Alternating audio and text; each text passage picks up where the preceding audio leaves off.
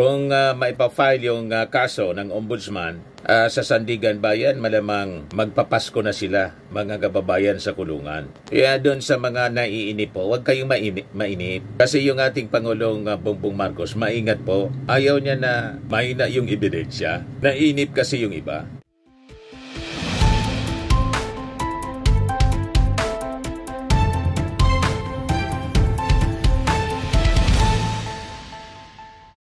Hello po mga kababayan, si Dante Maravillas. Dito ulit tayo sa ating podcast, Live with Dante M.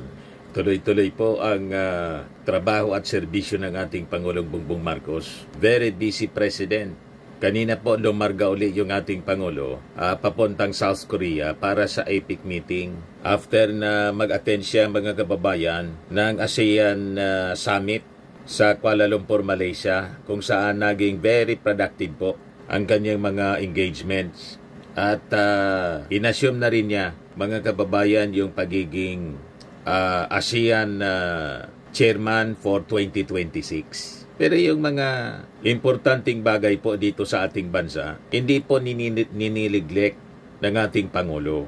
Tingnan naman ninyo po ito, mga kababayan. Marcos Jr. signs into law a measure that bans declares Pogo illegal. Kaya sabi ni Risa Hontiveros, I am overjoyed, anya. Tuwang-tuwa si Risa Hontiveros kasi siya yung talagang nakipaglaban sa Senado para tuldukan po ang presence ng Pogo dito sa ating bansa. Kaya tinuldukan na po ng ating Pangulo ang illegal operation ng Pogo dito sa ating bansa, na alam naman po natin kung saang administrasyon na mayagpag yung Pogo sa previous administration po ni Digong. So, to give you a background, bago pa man mga kababayan na isabatas ang Anti-Pogo Act, libo-libo po yung nahuli ng ating mga otoridad sa utos ng ating Pangulong Bongbong sa mga illegal facilities, daang-daang illegal facilities ng Pogo sa ating bansa, at tuluyang na ipasara.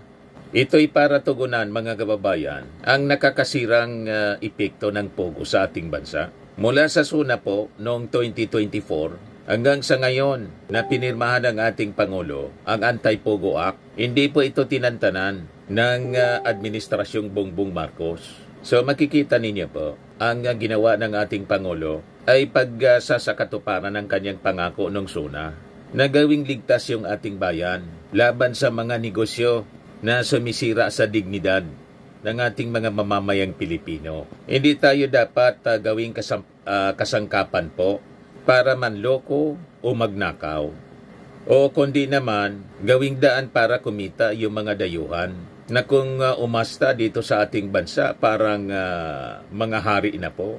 Sila na yung nag-ari-arian po dito sa ating bansa. Alam naman po ninyo kung sino yung nag-tolerate nito, yung previous administration ni Digong.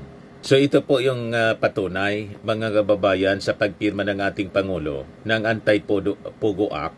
Higit sa kanyang matimbang ang kaligtasan ng ating mga mamamayan laban sa kikitain kung bobowisan lang po yung Pogo. Diba yan ang yan ang naging rason ng previous administration kasi kumikita daw yung gobyerno. Hindi maaari ang ganyan.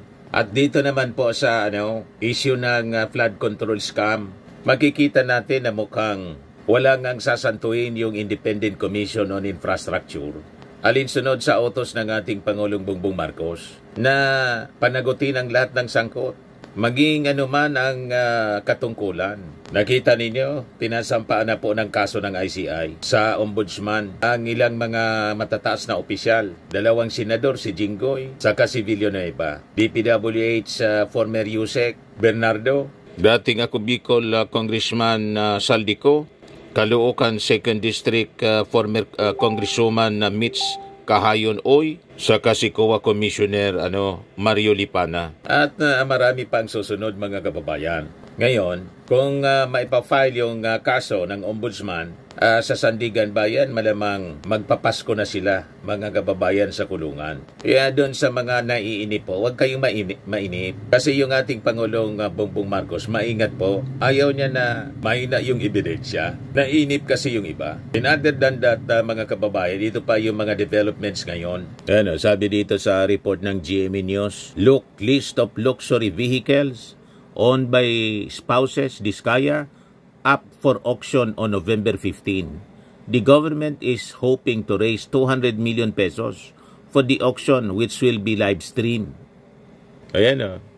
Toyota Tundra 2022 model, Toyota Sequoia 2023 model, Rolls-Royce 2023 model, Mercedes 2022 model, another Mercedes-Benz G500 2029 model, Lincoln Navigator 2021 model, tapos yung Bentley 2022 model. So nakita ninyo kung gaano kaseryoso po yung Marcos administration. Pabawi itong mga properties na nakuha sa masamang pamamaraan, mga kababayan. So ito pa, just in mga kababayan, pinag-utos ng ating Pangulong Bongbong Marcos sa mga agencies ng ating gobyerno with infrastructure component in their budget to follow the pricing system of DPWH and reduce the cost of their construction materials by 50%. So sabi dito sa report ng Inquirer, the directive covers Department of Education, Department of Agriculture, Department of Interior and Local Government, DILG, Department of Health, Department of Transportation, National Irrigation Administration, and other relevant agencies. So let me be clear, sabi po niya. The quality of what we build will not be compromised. The only thing weakened will be corruption, sabi ng ating Pangulo sa kanyang departure speech papuntang South Korea para sa APEC meeting. Yan sabi niya. The only thing weakened will be corruption. This is the accountability our citizens deserve. I will not be limited to the public works, but shall be the norm across government. We are reducing cost for the 2026 of the FMR's irrigation, classrooms and hospitals. The savings we secure will go where they matter most. The programs that uplift families, support livelihoods, and strengthen communities. Yan ang ating Pangulo, mga kababayan. Talagang gusto niyang tundukan ang massive corruption sa gobyerno. Ito yung departure speech, mga kababayan, ng ating Pangulo. Oh, please, take your seat, ma'am. Members of the Cabinet, and of course our proverbial host, Pasay City Lone District Representative Antonino Calixto, Pasay City Mayor Imelda Calixto Rubiano, the AFP Chief of Staff, General Romy Browner, and the Major Service Commanders, Philippine Coast Guard Commandant, Admiral Gil Gavan, Philippine National Police, Police Chief, Lieutenant General Jose Melencio Nartates, and of course, First Lady Luis Araneta Marcos, fellow workers in government, ladies and gentlemen, good afternoon. I depart now for Gwangju, Republic of Korea, to attend the 32nd Economic Leaders Meeting and related activities upon the invitation of President Lee Jae-myung. We must recognize the immense economic gravity of the APEC region. It accounts for nearly 46% of global trade in goods and commercial services and generates roughly 61% of the total global GDP. This means that the growth and stability of this region are directly tied to the opportunities and welfare of all Filipinos. So given these high stakes, this gathering is imperative. We convene at a critical juncture defined by evolving geopolitical landscapes, supply chain disruptions, threats of climate change, and the urgent need for equitable and inclusive growth. The ROK's theme for APEC this year is Building a Sustainable Tomorrow, Connect, Innovate, Prosper. That is strategically aligned with our own national development agenda. So we are committed to aggressively ramping up physical and digital connectivity, accelerating digital transformation for competitiveness, and ensuring stable and equitable prosperity for all Filipinos. Our collaboration with the Republic of Korea and all APEC economies is pivotal. We will forge deeper ties around our shared goals and objectives, including fostering AI-driven innovation, enhancing cultural and creative industries, and proactively addressing demographic challenges. This collective resolve will ensure that our development efforts align with the regional progress, laying the groundwork for a future where the power of creativity, technology, and sustainability benefits every Filipino. Consistent with our long-term vision under Ambition 2040, our engagement with the leaders of the economies of the Asia-Pacific region will be focused on actionable areas. Number one, to guarantee equitable access to digital services and financial inclusion, particularly in underserved rural areas. Also, advancing seamless movement of goods and people through investment facilitation and infrastructure development. Promoting as well supply chain resiliency amid shocks and crises. Promoting digital literacy and skills development for our micro, small, and medium enterprises, women, and other segments whose full economic potential can be realized through digitalization. Aligned with our goal to boost investment promotion and industry development, I will be delivering a special speech at the APEC CEO Summit, an annual gathering of top CEOs within APEC, the APEC region. And through this, I intend to showcase the Philippines' commitment to fostering economic partnerships and promoting a favorable business climate, aligned with our government's vision of building a strong, innovation-driven economy. Among others, we will highlight how we are pursuing digital transformation as a core pillar of our development, fully recognizing the potential of new technologies to unlock a more prosperous and resilient future.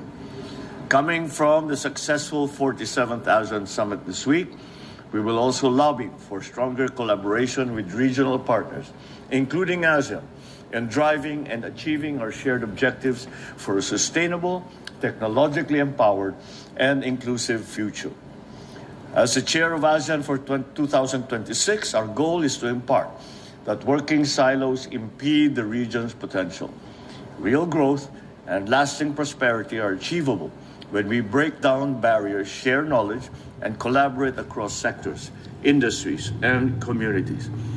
On the sidelines, I look forward to meeting with Korean business leaders to deepen trade ties, attract investment, and strengthen people-to-people cooperation. I want to use this moment to reaffirm a core truth to the international business community. The Philippines is not merely ready. We are a reliable, forward-looking partner in the Asia-Pacific. Invest in the Filipino. I also look forward to meeting our vibrant Filipino community in Busan for the first time, where our fellow countrymen continue to thrive and make meaningful contributions to the city's socio-economic growth, further strengthening the enduring people-to-people ties between the Philippines and the Republic of Korea. I am fully confident our participation in the APEC Economic Leaders Meeting will produce concrete, meaningful outcomes that enhance cooperation, drive connectivity, and promote inclusive prosperity. So, alongside our efforts to strengthen the Philippines' regional foothold and attract investment, we continue to cleanse our bureaucracy of corruption, because only a transparent government can build a fair economy. Last October 25, this administration renewed a promise that guides all our actions: to guard every peso entrusted to us and return it to our people in the form of progress they can see and that they can feel. When funds are protected and spent to discipline, prices ease, opportunities grow, and communities thrive. The Department of Public Works is now aligning its project costs with real market prices and reducing these by 50%. So let me be clear. The quality of what we build will not be compromised. The only thing weakened will be corruption. This is the accountability that our citizens deserve. It will not be limited to the public works, but we shall be the norm across all of government. We are reducing costs for 2026 of the FMRs, the irrigation, classrooms, and hospital. In this light, the DepEd, DADILG, DOH, DOTR, and all other relevant agencies shall immediately follow the same pricing system as that of the DPWH. The savings we secure will go where they matter most. The programs that uplift families, support livelihoods, and strengthen communities. Because when our people grow in capability and confidence, the nation grows with them. A government that honors public trust, a nation that stands firm on integrity. This is our promise and real change for Filipino today and for all generations to come. But before I end, it is impossible to talk about this APEC meeting without referencing, as we are here today, right now, at this moment, the meeting between President Trump and President Xi that they are presently holding. And the results of those meetings will color and influence everything that we will be doing in the APEC meeting. It is the world is watching because this is the source of the largest shock that has entered into the world trade system. And we have to see what the agreements will be coming out of these meetings between President Xi and President Trump. Those will certainly color everything that we will be talking about in this APEC, because the agreements or the arrangements that are made between two of the largest economies in the world will certainly affect every single citizen of the world. And so that makes this APEC meeting a much different meeting from all the others that we have attended, because on the sidelines are the decisions being made on how trade is going to be conducted, certainly at least between the two largest economies in the world, but with a ripple effect for entire global economy. And so that is what we are looking out for. That is what we need to understand. And that is why the world is watching and waiting, as we are. Maraming salamat at mabuhay tayong lahat. So yan po ang ating Pangulo. Paalis na. O diba? Talagang seryoso. Mga kababayan, yung ating Pangulo na labanan ang massive corruption sa ating gobyerno. Dahil yun ang dahilan kung bakit mabagal yung ating pag-unlad. Kagabi, mga kababayan, yung ating Pangulo with First Lady, nasa Araneta Coliseum siya with First Lady Marcos, Lisa Marcos, attended the 50th anniversary celebration of the 1975 Trilla in Manila.